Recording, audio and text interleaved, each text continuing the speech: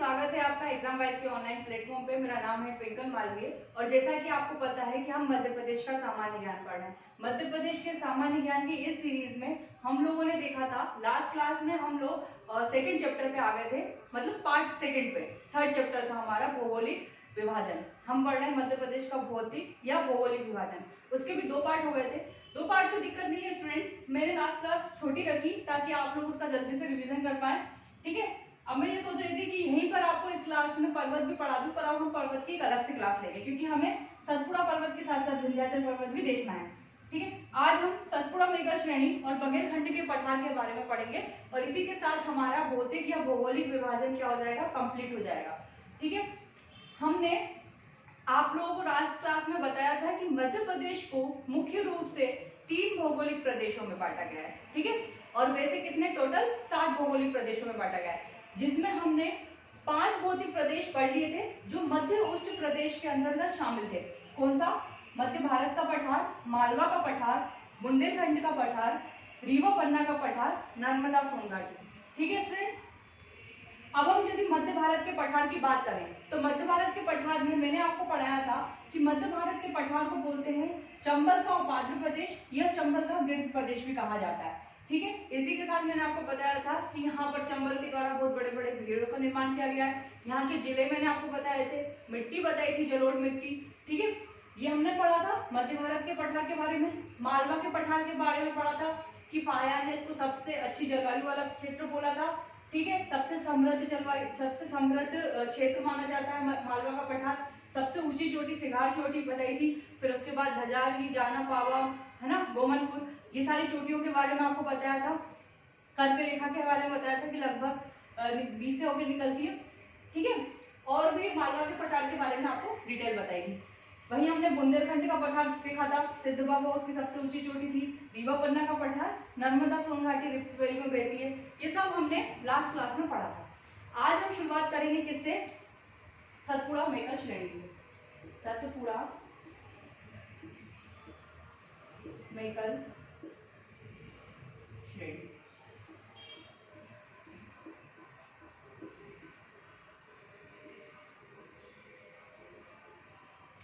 Students, यदि सतपुड़ा मेघल श्रेणी की हम बात करते हैं तो ये कैसा पर्वत है? ये एक पर्वत श्रेणी है, पर्वत। और आगे जब इस पर्वत की बात करें तो ये एक ब्लॉक पर्वत है।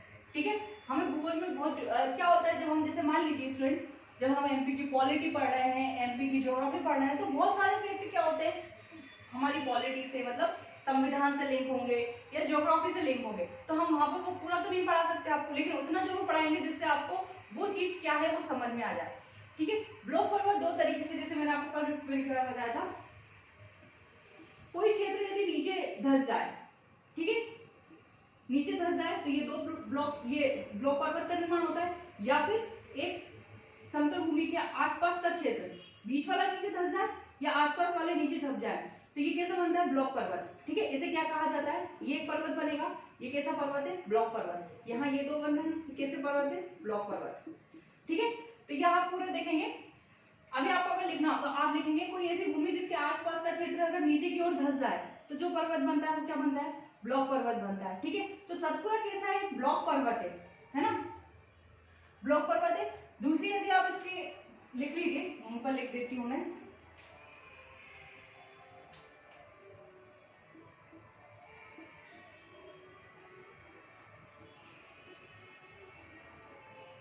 ब्लॉक पर्वत है। दूसरी यदि आप यहाँ पे इसकी स्थिति देखें, दूसरी यदि आप इसकी स्थिति देखें, स्थिति से पहले अगर हम ये देखें कि मध्य प्रदेश का, आप देख रहे होंगे मैंने आपको बताया था कि सतपुड़ा मालवा के पठार के बाद दूसरा सबसे बड़ा एरिया नर्मदा सोनघाटी, ये भी आपको याद रखना है। ठीक है, यदि हम सतपुड़ा का देखें, सतपुड़ा मेघल श्रेणी का विस्तार देखें तो इसका कितना है? 11% क्षेत्र पर विस्तृत है। ठीक है, तो आप इसका विस्तार भी लिख सकते हैं। विस्तार कितना है? 11% क्षेत्र पर। यदि इसकी मिट्टी देखें तो मिट्टी इसमें काली और मिट्टी, तो आप काली लिख सकते हैं। ठीक है, अगर आप इसका देखें तो यहाँ पर आपको क्या मिलेगा? दक्कन का पठार, या महाराष्ट्र में दक्कन का पठार मिलेगा, यहाँ नर्मदा सोनघाटी मिल रहा है, यहाँ बघेलखंड का पठार मिल रहा है, तो आप इसकी भौगोलिक स्थिति भी लिख सकते हैं सतपुड़ा मेघल श्रेणी की। ठीक है, चलिए इसके बाद सतपुड़ा मेघल श्रेणी में यहाँ मैं आपको बता देती हूँ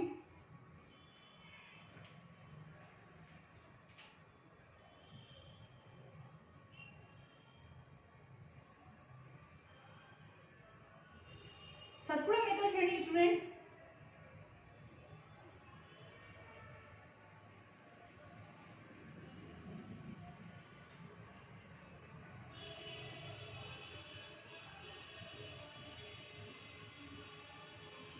सतपुड़ा मेकल श्रेणी स्टूडेंट्स तीन पार्ट्स में डिवाइड है। तीन पार्ट्स में पहले हम बोलते हैं जो पश्चिम की तरफ वाला पार्ट है उसे हम बोलते हैं क्या, पश्चिमी श्रेणी। बीच वाले को क्या बोलते हैं, मध्य, तथा इसको क्या बोलते हैं, मेकल श्रेणी।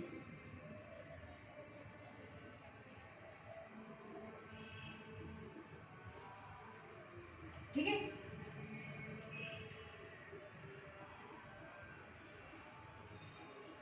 ये सतपुड़ा है, आपको दिख रहा होगा। ये इस तरह से श्रेणियों में क्या है, विस्तृत है। ठीक है, पर्वत में इसे हम और डिटेलिंग में जाके पढ़ेंगे, लेकिन अभी आपको बता देती हूँ पर्वत में भी काम आएगा। इस जो श्रेणी है, ये जो पार्ट दिख रहा है आपको पर्वत का, ठीक है, इसे हम बोलते हैं क्या, राजपीपला, राजपीपला श्रेणी।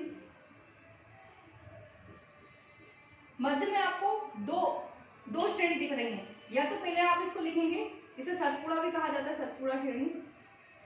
और इसमें दो दिख रही हैं, कौन सी दिख रही है, एक आपको ग्वालियर और एक आपको दिख रही है महादेव पर्वत। ग्वालियर और महादेव श्रेणी पर्वत। और तीसरी, यहाँ मेकल श्रेणी को कहीं कहीं पूर्वी श्रेणी भी लिखा मिलेगा। यदि इसको मध्य बोल रहे हैं तो उसको पूर्वी मिलेगा, और यदि वो उसको पश्चिमी बोल रहे हैं तो उसको पूर्वी लिखा मिलेगा। आप इसको पूर्वी श्रेणी भी लिख सकते हैं। ठीक है स्टूडेंट्स, कभी कभी आपसे ऐसा क्रम में जमाने पूछा जा सकता है कि सतपुड़ा की श्रेणियों को पश्चिम से पूर्व की ओर क्या करिए, क्रम में जमाइए। ठीक है, तो पश्चिम से पूर्व की ओर क्रम में इस तरीके से आप लोग याद रखिए, पूर्व से पश्चिम की ओर। तो यहाँ पर कौन सी, राजपीपला, फिर ग्वालियर, महादेव और मेकल श्रेणी। ये बीच में आपको ये सब पास जैसा दिख रहा है, ये दर्रा है ना। अब दर्रा भी आपको इतना ध्यान रखना है कि पहाड़ियों के बीच का मतलब एक तरह से जाने आने का रास्ता टाइप का दर्रा, आप इतना याद रखेंगे अभी। ठीक है, पास होता है। ठीक, चलिए, तो इसका नाम क्या है, बुरहानपुर दर्रा। ठीक है, क्या अलग होती है इससे, ग्वालियर और राजपीपला की श्रेणियों के बीच में पाया जाता है। ठीक, तो ये हो गया हमारा क्या, सतपुड़ा पर्वत श्रेणी। यदि आप देखें स्टूडेंट्स, तो हम ये देख सकते हैं कि ये जो ग्वालियर और महादेव श्रेणी है ना, यहाँ पे पाई जाती है धूपगढ़, जिसकी ऊंचाई कितनी है, 1350। और मध्य प्रदेश की सबसे ऊंची चोटी भी यही है। मैं एक बार चेक कर लेती हूँ, आप लोगों को प्रॉपर दिख रहा है।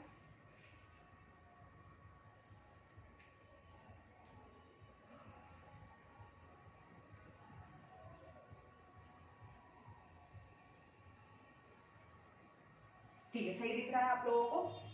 धूपगढ़, इसकी ऊंचाई कितनी है, 1350। मध्य प्रदेश की सबसे ऊंची चोटी पूछे, है ना, 1350 मीटर लिख लीजिए। मध्य प्रदेश की सबसे ऊंची चोटी पूछे तो वो क्या है, धूपगढ़ है।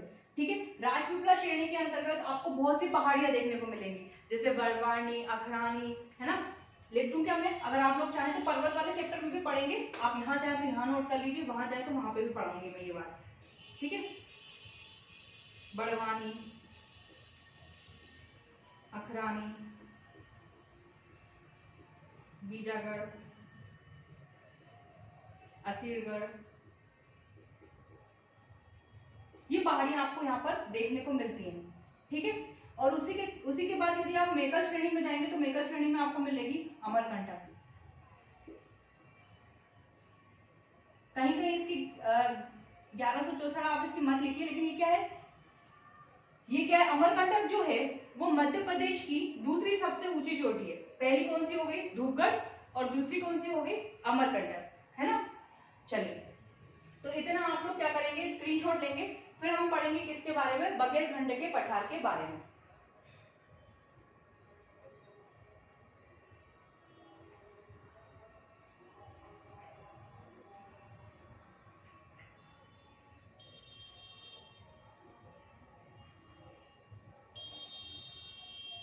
ठीक है स्टूडेंट्स, चलिए अब यदि हमने इसकी वर्षा की बात नहीं करी थी यहाँ पर, चाहे तो आप लोग वर्षा और लिखिए, है ना। वर्षा। स्टूडेंट्स इस यदि सतपुड़ा मेघा श्रेणी की यदि हम पूर्वी भाग में देखें तो पूर्वी भाग में इसमें वर्षा ज्यादा होती है, पश्चिमी भाग में कम होती है। पूर्वी भाग में यदि देखें तो आप 100 से 125 ले सकते हैं लगभग औसत, और पश्चिमी भाग में देखें तो 75 से 100 के बीच में ले सकते हैं। ठीक है, इसलिए मैं इसकी वर्षा 100 से 125 में लिख रही हूँ, कहीं कहीं आपको 125 में मिलेगी।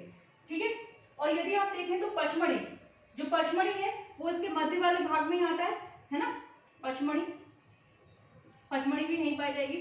और पचमढ़ी में सर्वाधिक वर्षा, यदि आपसे पूछा जाए कि ऐसा नहीं है स्टूडेंट्स कि पचमढ़ी में सर्वाधिक वर्षा होती है तो ये एरिया में सबसे ज्यादा वर्षा होने लगे, ऐसा जरूरी नहीं है। पचमढ़ी वो भाग है सतपुड़ा मेघल श्रेणी का जहां पर सर्वाधिक वर्षा होती है। ठीक है, तो यदि आपसे पूछा जाए कि पचमढ़ी में कितनी वर्षा होती है तो पचमढ़ी में 199 सेंटीमीटर सर्वाधिक वर्षा होती है। मध्य प्रदेश का वो भाग है जहां पर सर्वाधिक वर्षा होती है। ठीक है, उसी के साथ यदि आप लोग ये भी देखें कि अमरकंटक जो है वहां से कौन सी नदी का उद्गम होता है, नर्मदा। इसलिए जब हम नदी पढ़ेंगे तो मैं आपको ये भी बताऊंगी कि नर्मदा का एक दूसरा नाम क्या है, मेकलसुता। क्यों? क्योंकि वो मेकल पर्वत से क्या होती है, निकलती है। ठीक है, तो आपको अभी ये याद रखना है, पश्चिमी, मध्य, पूर्वी। ठीक है, कहीं कहीं ये मध्य हटा के यही पूर्वी लिख देंगे, लेकिन आप ऐसे याद रखिए। राजपीपला यहाँ पर 2 मिल रही है, ग्वालियर महादेव, और यहाँ पर मेकल श्रेणी। इनको हम और डिटेलिंग में पढ़ेंगे कहाँ, हमारे पर्वत वाले चैप्टर में। वैसे भी इतना काफी है अभी यहाँ पर आपको। और अमरकंटक की यदि ऊंचाई लिखनी हो आप, कहीं कहीं 1067 या 1064 मिलती है। ठीक है, ठीक है, तो ये कैसी है, ये दूसरी मध्य प्रदेश की दूसरी सबसे ऊंची चोटी। ठीक, तो ये हो गया। आप लोग चाहें तो आप इसका स्क्रीनशॉट वगैरह ले लीजिए। और है ना, मेरे जैसे कि 2 चीज मैं छोड़ के चल रही हूँ, जैसे कि इसकी विस्तार, कि इसका कहां से कहां, जैसे मैंने आपको बताया कि उत्तर की तरफ आपको नर्मदा सोन घाटी दिखेगी, ये आपको लिखना है। इसका क्षेत्रफल यही लिखा हुआ है स्टूडेंट्स, इसलिए कहीं मैंने क्षेत्रफल नहीं बताया होंगे तो वो भी आप नोट्स में लिखेंगे कि 11% पर है। ठीक है, यहाँ तो आपको प्रीलिम्स में या फिर अदर जो एग्जाम्स होते हैं जिनमें एमपीजी के आता है, वहां पर आपको इतना ज्यादा फैक्चुअल यहाँ से आ सकता है, लेकिन इतना नहीं है कि आपको बिल्कुल क्षेत्रफल इनका रटने ही बैठ जाना पड़े। ठीक है, लेकिन जहां आपको लिखना है ना, और जहां डीप पूछा जा रहा है वहां आपको क्षेत्रफल कम से कम पता होना चाहिए, क्योंकि हम अक्षांशीय स्थिति तो इसकी इतनी याद नहीं कर रहे हैं, है ना। तो भौगोलिक विस्तार तो आप लोग लिखेंगे कम से कम। ठीक है, तो चलिए ये हो गया हमारा क्या, सतपुड़ा मेकल श्रेणी। सतपुड़ा मेकल श्रेणी के लिए हमें इतना ही पढ़ना है। अब हम पढ़ेंगे क्या, बघेलखंड का पठार।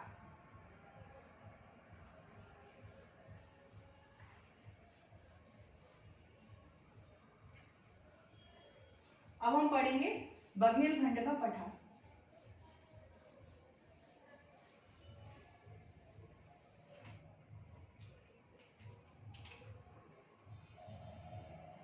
बघेलखंड के पठार को जब मैंने आपको वो डिवीजन करके बताया था कि 3 भागों में स्टूडेंट्स बटा हुआ है, तब हमने देखा था कि बघेलखंड के पठार को हमने बघेलखंड के पठार ना लिख के क्या लिखा था, पूर्वी पठार। पूर्वी पठार, पूर्वी पठार के नाम से जाना जाता है। जैसे कि मैंने आपको बताया स्टूडेंट्स कि हमें ऐसा दिखता है कि ये एरिया है, तो ऐसा नहीं है कि वो इतने में ही फिक्स होकर रह जाएगा। जैसे मान लीजिए मध्य भारत का पठार है तो वो आधा यहाँ है और इतना यहाँ है, कुछ हिस्सा इधर भी होगा राजस्थान की तरफ। ऐसे ही जो बघेलखंड का पठार है वो मध्य प्रदेश में भी है और छत्तीसगढ़ में भी इसका थोड़ा हिस्सा विस्तृत है।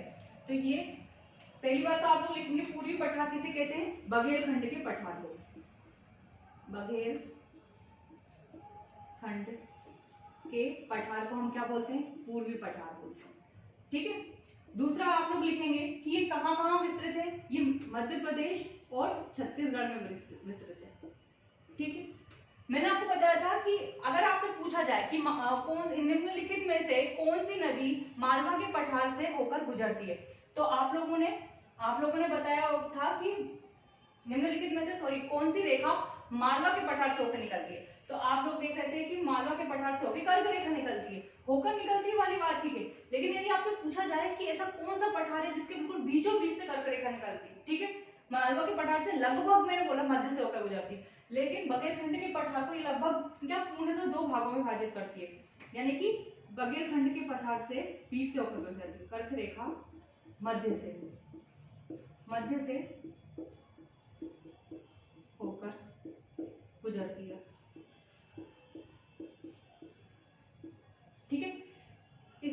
स्टूडेंट्स आप ये देखेंगे कि जहां पर हम आपको ऐसा लग रहा है कि भाई सतपुड़ा मेकल श्रेणी में पचमढ़ी है तो हो सकता है यहाँ पे वर्षा, सर्वाधिक वर्षा हम देखें तो मध्य प्रदेश के पूर्वी भाग में होती है ना। जैसे बगलखंड के पठार में अच्छी खासी वर्षा होती है और इस वर्षा के कारण क्या होता है, इस वर्षा के कारण बहुत फायदा भी है। देखिए मैं आपको बताती हूँ, यहाँ पर वर्षा अच्छी मात्रा में होती है, 125 सेंटीमीटर है, उससे ऊपर मान सकते हैं आप लोग, ठीक है। और वर्षा कौन सी शाखा से होती है, यदि लिखना हो तो आप लोग यहाँ पर लिख सकते हैं बंगाल की खाड़ी, बंगाल की खाड़ी शाखा से वर्षा होती है। ज्योग्राफी में जलवायु वाले चैप्टर में मानसून पढ़ते हैं जब हम, है ना, तो मानसून हम पूरा पढ़ते हैं, बंगाल की खाड़ी शाखा, अरब सागर शाखा, ठीक है। तो बंगाल की खाड़ी शाखा से इधर वर्षा होती है ना। यहाँ पर कैसी मिट्टी पाई जाती है,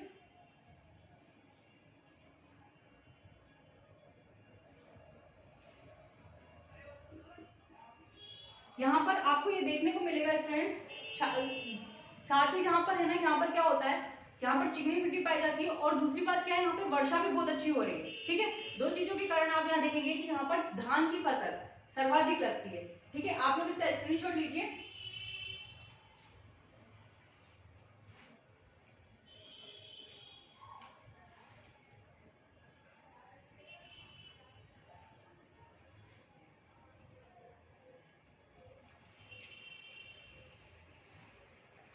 कभी कभी क्या होता है, मेमोरी फुल का नोटिफिकेशन आ जाता है मोबाइल में और वीडियो रुक जाती है, ठीक है। हालांकि अभी ये वीडियो रुकी नहीं, मुझे ऐसा लग रहा था कि शायद वीडियो रुक गई है, ठीक। चलिए, तो यहाँ पर आप देखेंगे जितनी, यहाँ पर आप बोल सकते हैं लाल पीली मिट्टी पाई जाती है मिक्सड, ठीक है। ये मिट्टी क्या होती है, ये मिट्टी जल को आसानी से, है ना, मतलब पूरी तरीके से सोखती नहीं है, जल इसमें बना रहता है। तो यहाँ पर जल भी सर्वाधिक है और मिट्टी भी ऐसी पाई जा रही है। तो यहाँ पर क्या होता है, धान की खेती सर्वाधिक होती है। आपको पता है कि धान की खेती के लिए पानी की कितनी आवश्यकता होती है। यदि आप लोगों को नहीं पता है तो मैं ये कहना चाहूंगी कि आप लोगों के पास अब फोन है, एंड्रॉइड फोन से सब कुछ है, तो आप लोगों को क्या करना है, एक बार सर्च करना, ठीक है, कि चावल की जो धान की खेती होती है वो कैसे होती है। तो पानी और मिट्टी के कारण यहाँ पर क्या होती है, अच्छी खेती होती है, धान की खेती के लिए अच्छा है, ठीक है। पूर्वी पठार कहा जाता है, बगलखंड के पठार के लिए इतना काफी है ना। चलिए, तो आज ये क्या होता है, हमारे मध्य प्रदेश का भौगोलिक या भौतिक विभाजन कंप्लीट होता है। स्टूडेंट्स आप लोगों को समझ में आया होगा। मैं एक बार और रिवीजन बता दे रही हूँ। हमने मध्य उच्च प्रदेश में 5 क्षेत्र देखे, फिर उसके बाद हमने सतपुड़ा मेकल श्रेणी देखी, बगेलखंड का पठार देखा।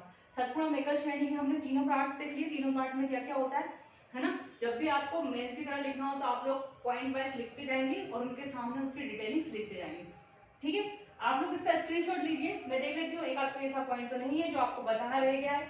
बाकी मुझे यहाँ तक लगता है ये कंप्लीट है, ठीक है। चलिए,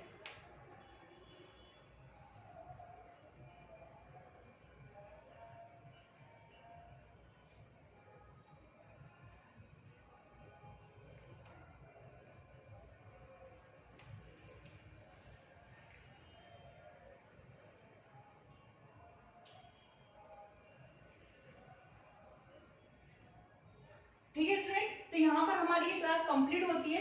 एक और चीज अगर आप बगेलखंड के पठार में लिखना चाहें तो आप देख रहे हैं कि ये इसका जो एरिया है वो लगभग कितना है, 7% का, यानी कि ये कैसा है, मध्य प्रदेश का सबसे छोटा भौतिक प्रदेश, सबसे छोटा भौतिक प्रदेश। स्टूडेंट्स एमपी समझने से ज्यादा थोड़ा सा रटने का विषय, आप लोग समझ रहे होंगे कि हमें थोड़ा सा रटना भी पड़ता है। कुछ जो चीज समझने की है तो समझते हैं हम कि भाई मिट्टी कैसी है, ये कैसी है, वो सब समझते हैं। जो चीज रटने की है, जैसे एरिया इतना है तो इतना है, वो रटना ही पड़ेगा। इसीलिए मुझे बताते बताते बहुत सारे ऐसे फैक्ट्स रहते हैं स्टूडेंट्स, हो सकता है आपको इससे ज्यादा फैक्ट भी मिल जाए, लेकिन इतने सफिशिएंट है। एक आध कोई छूटता भी है तो मैं आपको बाद में बता दूंगी, नेक्स्ट डे हो सकता है मुझे याद आ जाए तो मैं बता देती हूँ, ठीक है। तो ये सबसे छोटा भौतिक प्रदेश है। स्टूडेंट्स बारिश ज्यादा हो रही है, यानी कि क्या, कभी कभी हमसे कोई क्वेश्चन ऐसे आ जाए जो हमसे ना बने तो हमें क्या करना चाहिए, उसमें थोड़ा सा कॉन्सेप्ट लगाना चाहिए। तो बारिश ज्यादा हो रही है यानी कि क्या है, वन भी सघन मात्रा में मिलेंगे हम यहाँ पर, ठीक है। चलिए, तो आज हम इस क्लास को यहीं तक रखते हैं। नेक्स्ट हमारी क्लास होगी या तो पर्वत पे होगी या हम अगला कोई चैप्टर लेंगे, लेकिन पर्वत पे यहीं पढ़ लेंगे तो ज्यादा अच्छा रहेगा।